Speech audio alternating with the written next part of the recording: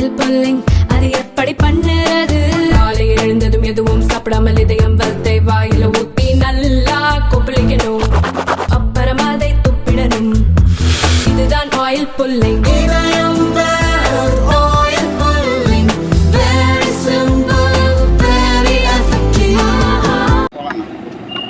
அனைவருக்கும் வணக்கம். ஈரோடு கிழக்கு சட்டமன்ற தொகுதியினுடைய இடைத்தேர்தலில் ஏறக்குறைய 1,00,000 வாக்குகள் வித்தியாசத்தில் திராவிட முன்னேற்றக் கழகத்தினுடைய உதயசூரியன் சின்னத்தை இத்தொகுதி மக்கள் மிகப்பெரிய வெற்றியை, வரலாற்று சிறப்புமிக்க வெற்றியை பெற்றுக் கொடுத்திருக்கிறார்கள். அவர்களுக்கெல்லாம் நன்றி சொல்லும் விதமாக இன்று காலையில் இருந்து பொதுமக்களை எப்படி வாக்கு சேகரிப்பதற்காக அவருடைய இல்லங்களை தேடி சென்றோமோ அதே போன்று அவர்களுக்கு நன்றி சொல்லும் விதமாக திறந்த ஜீப்பில் அனைவருடைய பகுதிகளிலும் இந்த கிழக்கு அத்தனை பகுதிகளுக்கும் செல்வதற்கு திட்டமிட்டு 2-3 நாட்களுக்கு தொடர்ந்து இந்த நன்றி அறிவிப்பை செய்ய இருக்கின்றேன்.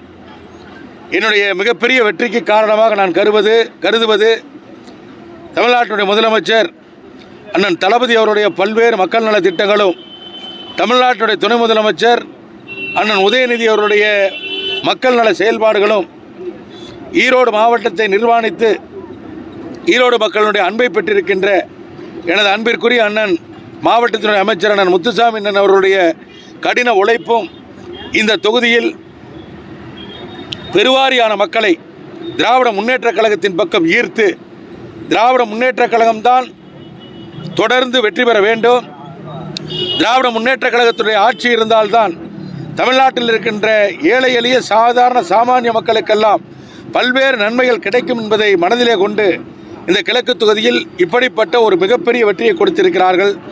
எனவே அவர்களுக்கெல்லாம் நன்றி சொல்லும் விதமாக இன்றைக்கு நான் நன்றி அறிவிப்பு செய்து கொண்டு வந்திருக்கிறேன். இந்த பகுதியில் பார்த்தீங்கன்னா கடந்த 4 வருஷமாக அடிப்படை வசதிகள் லாஸ்ட் டைம் வரப்போ ஒரு குற்றச்சாட்டு இருந்தாங்க. மோட்டர் கூட வந்து பல ஆண்டுகளாக சும்மா இருக்குது, தண்ணி பிரச்சனை, டிச்சு பிரச்சனை, எதுவுமே நடவடிக்கை. நீங்கள் இப்போ பொறுப்பேற்றிருக்கீங்க, என்ன மாதிரி நடவடிக்கை எடுத்துருக்கீங்க? சார், இந்த பகுதிக்கு வருகிற இந்த பாரதி நகர் பகுதியில் அமைச்சர் அண்ணன் முத்துசாமி அவர்களோடு வந்த பொழுது இப்பகுதி மக்கள் எல்லாம் பல்வேறு குறைகளை சொன்னார்கள். தேர்தல் நேரம், அப்பொழுதே வாக்குறுதி கொடுத்து விட்டு தான் சென்றிருக்கிறார். இந்த நேரத்தில் நாம் எதுவும் செய்ய முடியாது, தேர்தல் முடிந்த உடனே நிச்சயமாக செய்வோம் என்று சொல்லியிருக்கிறார்.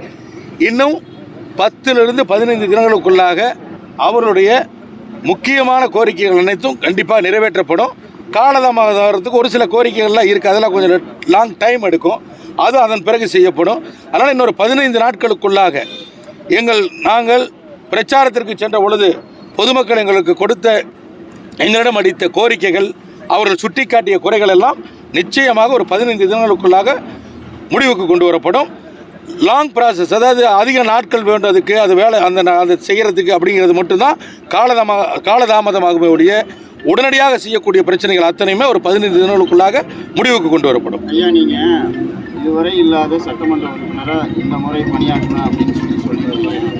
எந்த மாதிரியான பணி இருக்குன்னு நாங்கள் மக்கள் இல்லை, நம்ம அது சொல்லிவிட்டு அது இப்படி தான் இருப்பேன் அப்படி தான் இருப்பேன்னு சொல்கிறத விட இன்னொரு ஒரு 15 நாள் போருங்க, நீங்களே சொல்லுவீங்க, என்னை கேட்காம நீங்களே எழுதுவீங்க, போடுவீங்க.